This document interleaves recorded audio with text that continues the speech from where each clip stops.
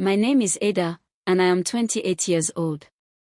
For 2 beautiful years, I lived in what I believed was a blessed marriage with my husband, Daniel, 32 years. We were not perfect, but we were deeply in love. We prayed together, dreamt together, and waited years for the baby we longed to hold. When our son finally arrived, I felt my life was whole, complete in a way I had never known growing up in a broken home. I thought the storms of my childhood were finally behind me. But what I didn't know was that the darkest storm was still coming. And it was coming through the woman who gave birth to me. My 50-year-old mother, Ruth. Daniel and I met in the most ordinary way, 2 young adults volunteering at church. He was calm, steady, gentle, everything I never received from my unstable childhood home.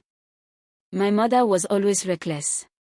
I grew up watching her slip into different men's cars, receiving strange calls at night, dressing up when my father wasn't home. My father, Mr. Johnson, now 55, never found out. His heart trusted too deeply. I carried that secret like a shadow. I swore I would never be like her. So when Daniel and I married, I poured out my whole heart. We built something peaceful. Something worthy.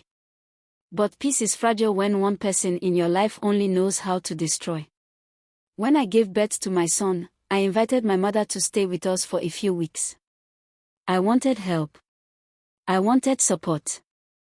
I wanted to believe she had changed. She arrived with her usual confidence, loud voice, bright lipstick, perfume that entered the room before she did. At 50, she still carried herself like a woman desperate to be noticed. Daniel welcomed her warmly. He trusted my family too easily. He believed the best about everyone. I didn't know I was placing a wolf in my home. The first strange thing happened on the 3rd night. I woke up around 1 a.m. to check on the baby, and noticed Daniel wasn't beside me.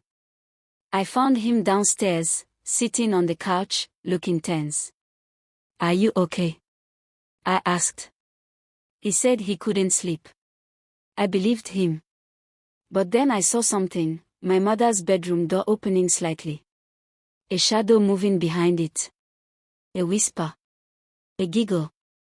I told myself I was imagining it. Daniel loved me. We were fine. My mother wouldn't. No. I refused to finish the thought. It happened one afternoon while I was nursing my son. My mother left her phone on the dining table. A message popped up. At first I ignored it until I saw the name. Daniel. My heart stumbled. I picked up the phone, trembling. The message read, "I can't do this anymore. Last night shouldn't have happened." I felt my breath leave my body. I checked the chat history. And I saw everything. The flirting. The secret conversations. The request to meet downstairs when Ada sleeps. The messages about the kiss. And then, the final betrayal. My 32-year-old husband had slept with my 50-year-old mother. I screamed. Not loudly, but the kind of scream that happens inside your soul. When I confronted Daniel, he collapsed into tears. He said it only happened once. He said he didn't know why he did it. He called it weakness. He called it temptation. But I couldn't hear anything. Because the woman who did this wasn't a stranger. She was my mother. I turned to her, her face had no shame, no regret, only irritation that she had been caught. "You ruined your marriage," I said through tears. "And now you ruined mine." She shrugged. "Men are men," she said. As if that explained everything. As if she had not just destroyed my family. I couldn't tell my father. I couldn't face the shame. I couldn't believe the mess my life had become. For months, I stayed with Daniel, trying to act normal, hoping time would heal. But grief is a quiet poison. It seeps into everything. My trust died. My laughter disappeared. My prayers became painful whispers. I became a stranger in my marriage. I became a mother raising her child with a broken heart. Every day I debated. Should I tell my dad? Should I expose the truth?